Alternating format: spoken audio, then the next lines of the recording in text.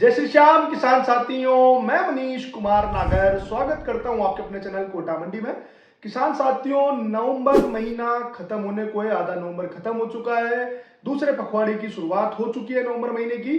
जैसे कि लहसुन बुआई का जो काफी दिनों तक चला है, इस बार अगस्त में भी कुछ ऊटी की बुआई हुई, सितंबर में हुई, अक्टूबर में हुई, नवंबर तक भी बुआई हो रही है या हो चुकी है। जो मुख्य राज्य है राजस्थान और मध्य प्रदेश, दोनों राज्यों में लगभग बुआई कंप्लीट हो चुकी है। तो जैसे कि मैंने जो सर्वे किए हैं, मेरे जो आंकड़े हैं साथियों, मैं आप लोगों के समक्ष रखना चाहता हूं। बाकी कई लोगों से जो जानकारी जुटाई है वही जानकारी आप लोगों को प्रदान कर रहा हूं। ना तो मैं कहीं खेतों पर गया हूं, ना मैं एमपी गया हूं, ना मैं राजस्थान के गांवों में घूमा हूं, लेकिन जो जानकारी मंडी में मुझे मिली है बड़े व्यापारियों से, जो बड़े एनालिसिस हैं, जो जानकारी लेते रहते हैं, बड़े व्यापारी जो स्टॉक करते हैं, उनको बुआई की भी जानकारी लेनी होती है। तो ऐसे लोगों से भी मैंने जानकारी ली है, तो आप लोगों के समक्ष में शेयर करने जा रहा हूं। जैसा कि सभी का कहना एक ही लगभग जो आया है आंकड़ों में, मध्य प्रदेश में जो सबसे बड़ा लहसुन उत्पादन राज्य है हमारे भारत देश का, वहां पर पिछले वर्ष से इस वर्ष लगभग 60% से 70% के बीच बुआई बढ़ी है साथियों। चाहे वो ऊटी हो चाहे वो देसी हो, ओवरऑल स्थिति की बात करूं, दोनों ही जो ऊटी देसी की फसल में रकबा इस बार बढ़ने को देखने को मिला है। लगभग 60 से 70% पक्का और पक्का बुआई बढ़ी है। अब हम हमारे राजस्थान की बात करता हूं, तो राजस्थान में थोड़ा ये आंकड़ा हमें कमजोर देखने को मिला है। किसानों ने थोड़ी सी समझदारी भी दिखाई है। जो कुछ किसान बड़े किसान थे, उन्होंने थोड़ा घटा दिया है, और छोटे किसानों ने थोड़ा बढ़ा दिया है। ये रीत थोड़ी यहाँ पर इस बार चली है। बाकी फिर भी ओवरऑल स्थिति की बात करूं, लगभग 35 से 40% रकबा हमारे राजस्थान में भी बढ़ा है। और अन्य राज्य जैसे हरियाणा, पंजाब है, यहाँ कुछ बुआई होना बाकी है, अभी धीरे धीरे चल रही है, तो यहाँ की भी बात अभी क्लियर नहीं कर पाऊंगा। बाकी गुजरात की बात करूं साथियों, तो गुजरात में पक्का और पक्का डेढ़ी बुआई इस साल हुई है। पिछले वर्ष गुजरात में बुआई कम थी, लेकिन इस साल डेढ़ी ही हुई है, डबल बुआई नहीं है साथियों। कुछ लोग संशय में थे कि गुजरात में डबल होगा, ऐसा नहीं है। गुजरात में स्टॉक के प्रति लोग ज्यादा मन बना लेते हैं। जब बिना कुछ मेहनत किए ही पैसा, पिछले साल मोटा मोटा पैसा कमा, मोटे भाइयों ने ही कमाया है साथियों। हमारे जो गुजरात के मोटा भाई हैं, उन्हीं लोगों ने पिछले वर्ष भी मोटा पैसा कमाया है, और इस वर्ष भी कुछ स्टॉक उनके पास रखा हुआ है, जिसके मैं आगे बात करूंगा। बाकी ये बुआई का जो आंकड़ा मैंने आप लोगों को बात कर दी है। बाकी अब बात करते हैं साथियों, 2024 खत्म होने को है, कि क्या लहसुन के बाजार यहाँ से अभी और बढ़ेंगे या फिर यहीं स्थिर हो जाएंगे या यहीं से घटेंगे। तो इसको मैं साथियों आंकड़ों में समझाने का प्रयास कर रहा हूं। कोई 400, 500, 600, 700 ये बात नहीं करूंगा कि कितने रुपए किलो लहसुन बिक जाएगा, लेकिन मेरे आंकड़ों के मुताबिक थोड़ा सा मैंने जो अनुमान लिया है, राज्यवार बात करना चाहता हूं साथियों। लगभग गुजरात में 3 लाख बैग, ये अनुमानित है साथियों, जो न्यूज वहां से ली है, जानकारी जुटाई है। 3 लाख लहसुन के जो कट्टे हैं गुजरात में पक्का और पक्का स्टॉक में है साथियों। कुछ छोटे बड़े किसानों के पास मिलाकर, कुछ स्टॉक में मिलाकर लगभग इतने कट्टे वहां बचे हुए हैं। और बाकी सबको डर होता है गुजरात का, वो डर इस बार बिल्कुल भी नहीं देखने को मिलेगा। गुजरात के जो बड़े स्टॉकिस्ट हैं, किसान हैं, वो बिल्कुल भी प्रेशर नहीं बना पाएंगे। जैसा कि पिछले साल हुआ था, सभी ने एक साथ माल डाल दिया था, वो प्रेशर इस साल देखने को नहीं मिलेगा। और बात करें ओवरऑल स्थिति की, कितने लहसुन के कट्टे हमारे हिंदुस्तान में मौजूद है, कितनी खपत है साथियों, तो साफ शब्दों में शॉर्टेज है, बिल्कुल शॉर्टेज है। और ये जो तेजी है, ये शॉर्टेज की तेजी है साथियों। 350, 350 तक के बाजार है, ये ऐसे नहीं मिल रहे, ये शॉर्टेज बनी है, इसी वजह से तेजी मिल रही है। और बाकी विदेशी मालों का डर बिल्कुल धीरे धीरे खत्म होता जा रहा है, क्योंकि बाबा श्याम ने सुनी है।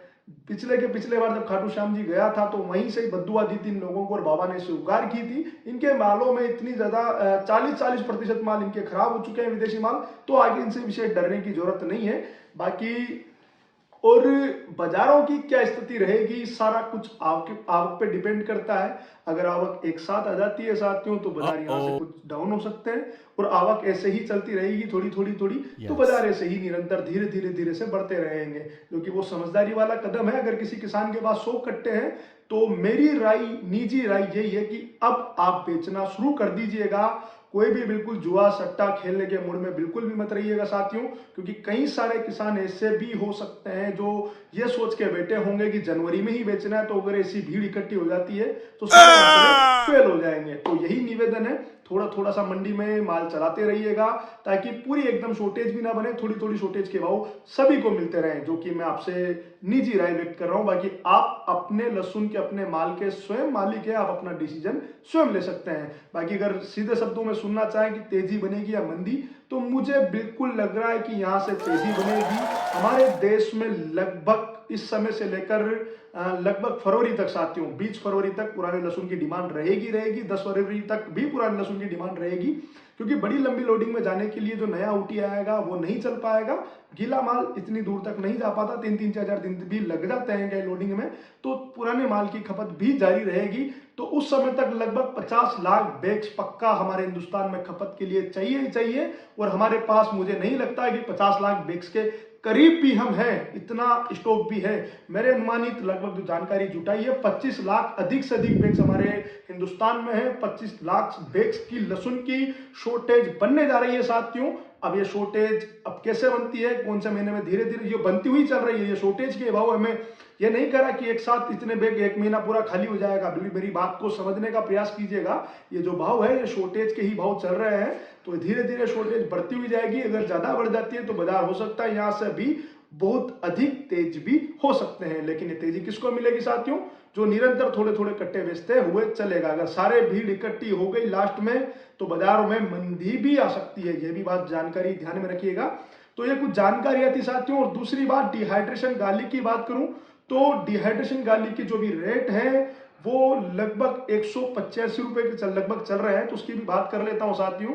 उसमें भी शॉर्टेज दिख रही है। लगभग ये मान के चलिएगा कोई विशेष, वहां भी 20,000 टन माल रखा होगा, उसमें से 4-5 हजार टन हर महीने की खपत है। तो और मई से पहले मुझे नहीं लगता कि फैक्ट्री कुछ चलेगी। अगले साल भी 70 रुपए किलो में भी शायद मई महीने में मोटा लहसुन मिल जाए, ऐसा मुझे मुमकिन मेरे निजी विचार से नहीं लग रहा है, क्योंकि बुआई कोई इतनी विशेष नहीं है। डेडी बुआई ऑल ओवर इंडिया की मानते हैं। बाकी फैक्ट्री चलने के भाव मुझे नहीं लगता अगले साल भी आएंगे।